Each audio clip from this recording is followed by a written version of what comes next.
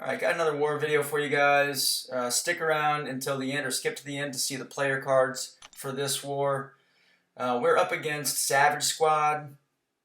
We've got some friends over in that alliance. Pretty good alliance. They're a Masters alliance, but they're a little bit overmatched, I think, in this war here. It's a favorable matchup for us. So I'm going to be taking this Annihilus. They actually placed with SIPHON as their global, but I'm going to be taking Annihilus. I'm going to be skipping Domino. Pete's going to ghost that Domino, and then I'm going to be taking that Night Monkey there on node 20, and then back to path 2 for me. I've got a Thing, whom I'm going to Quake, and then I've got this Doom. I'm bringing Captain America, Infinity War for him, and again, it's SIPHON this war, not Flow. So, yeah, my team is going to be Quake for a couple fights, Captain America for that Doom fight, and then also for the Night Monkey fight. And then I'm going to bring Warlock. I am going to be taking that Mysterio on Buffet, so he's perfect for that. And then he also gives Cap the Petrify on parries, which will come in handy, or should come in handy against that Doom, so I don't have to worry about his Aura of Hazareth. I think I said that right. So anyway, here I'm going to boost up a little bit.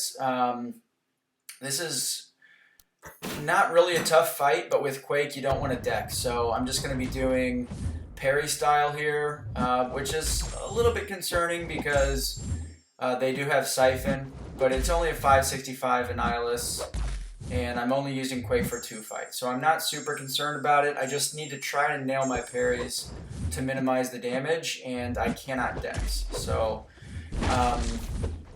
you'll see in this fight, I'm not really on point with my parries. I'm never really in danger of losing this fight as long as I don't dex and give him power.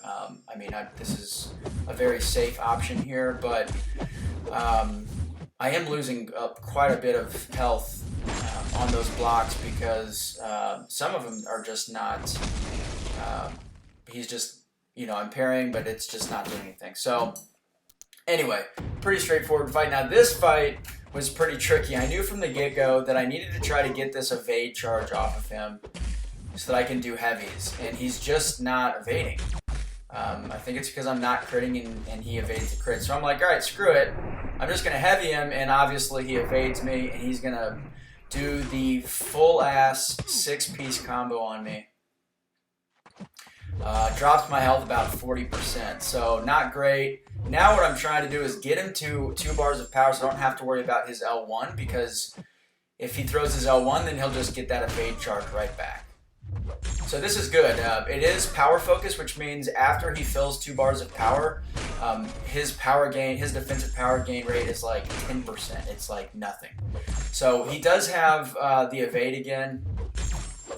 So what I'm doing is I'm not even going to mess around with him anymore. I'm just going to charge up this heavy to get my Fury, throw my L3, and fight is over. So overall, the Cap is a pretty good matchup there. It's just getting that evade charge off, and then I did, he was being pretty cooperative with not throwing his L1 and waiting to the L2, which actually helped me quite a bit. So you guys have seen me take this node with Quake, I think 3 or 4 wars in a row, or several wars this season. So I'm just going to wait to start charging my heavy until the 251 mark, so I don't have to worry about encroaching stun at all. And at this point, the rest of the fight is a straight up regular Quake fight. And, against an opponent like Thing, really against most opponents, you do have some margin for error. This is my last Quake fight of the war. So, I don't plan to get hit by him. I think that his animations are fairly easy. But if I were to get hit, it wouldn't really be a huge deal. So I'm just going full dex here. Sometimes when I get a little nervous about something, or I'm not super confident in my dexing with Quake, I'll switch it up to either parry style or I'll do some kind of hybrid. But against Thing, it's pretty simple. Now this next fight is Dr. Doom on Oscillate, which means he's going to switch between a big Fury buff and a big Armor buff. It's only a 565. I could Quake this node, but if I were to, I have to do full dex because it's Siphon, I can't take the block damage. And if I were to mess up and get shocked, then he could smack me into oblivion. So I choose to go with Cap here. I think that it's the safest option, at least at this time. I think that it's the safest option here. Super high block proficiency. I can glance all of his attacks. And I start the fight with a parry. And I lose 7% of my health. So that's kind of a sign of things to come. And Doom's, I believe Doom's armor rating is just super, super high. I'm running half suicides here. In hindsight, I think that that was a mistake. Really, I should have quaked this fight. But if I were going to go in with Cap, I should have certainly... I think that I probably should have done full suicides. I don't really know. But so here, he's being passive because he's got the armor. And because of that, you know, I'm not able to keep a Petrify on him. So he gets that, he gets his aura, which means that his special attacks are unblockable. So I need to wait out that phase so that I can heavy him. And I do not want anything to do with his L2 because it already has pretty massive block penetration. On top of the fact that Siphon gives villain defenders a lot of block penetration, I would just get completely destroyed by that. So I'm trying to parry here his L1. Now I could have evaded his L1s, but I just didn't want to mess up. So I'm just being conservative. We're halfway through the fight now. I'm down to 35%. I haven't taken a hit yet. I've been hitting most of my parries too, and I've got a lot of kinetics, which means that I've got a lot of resistance. He's just knocking me down really because of Siphon. And then it doesn't help me at all that he's getting that Fury buff. Now, the other thing is, obviously, when he's in armor phase, he is incredibly passive, which slows this fight down a lot. But right now, I'm worried about two things. I mean, obviously, my health, and then I'm also worried about timing out. So what I am trying to do is get to another L3, and then I'll launch that when he has a Fury up, because if I launch it when he's got his armor, it'll do virtually no damage.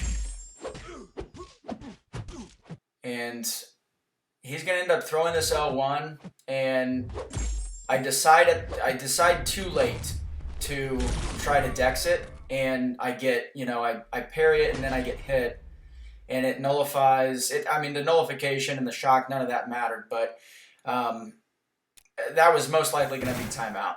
I'm going to go back in with Quake, and you know, she's going to take care of him easily. I should have Quaked him. But again, it goes back to, first of all, I thought that Cap would, with his block proficiency and glancing attacks from Mystics, not having to worry about any crits or anything like that, I just thought that he was the smart option.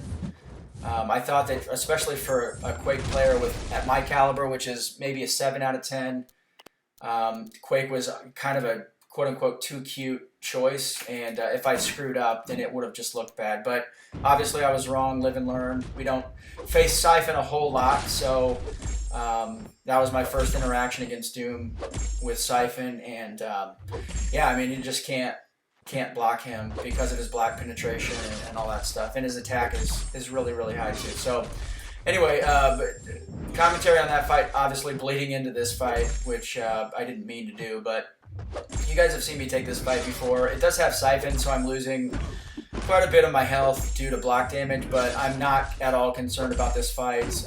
He never gets to an L1. I've got multiple infections on him, and then I'm bleeding him, which is going to drain his power.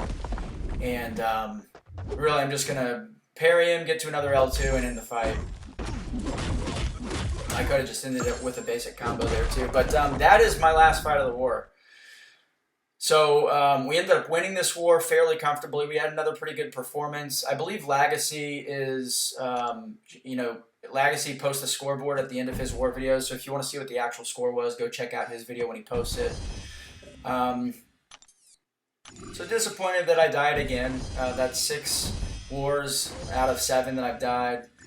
But it was mostly like a learning experience. Just hadn't fought him, and I thought that I was going with a safe option. On paper, I think Cap is a great matchup, but just on that node, not not good with SIPHON. So 4.51 power rating for me this war, not great. I only had 5 fights and I died once. Not a terrific recipe for power ratings. You see there on the far right column, I dropped from 6th to 9th in power ratings overall in the alliance. And here's dreamin is still going strong. He's leading the alliance in power ratings again. FaZe is the gold card winner from BG1. He had an awesome war, getting touched there by Claire. And then dreamin is the silver card winner. This is a cool fight. Check out his war video for that. But he took almost 30k reverberation damage against a Killmonger with SIPHON. So crazy stuff. Cade is our legend card for this war. Cade with one of the highest career solo rates of any player that's been in 4 Loki. Almost 97%. We miss him a lot. Anyway, that's it for the war video. Hope you guys enjoyed it. Leave a like and a comment. I'll see you next time.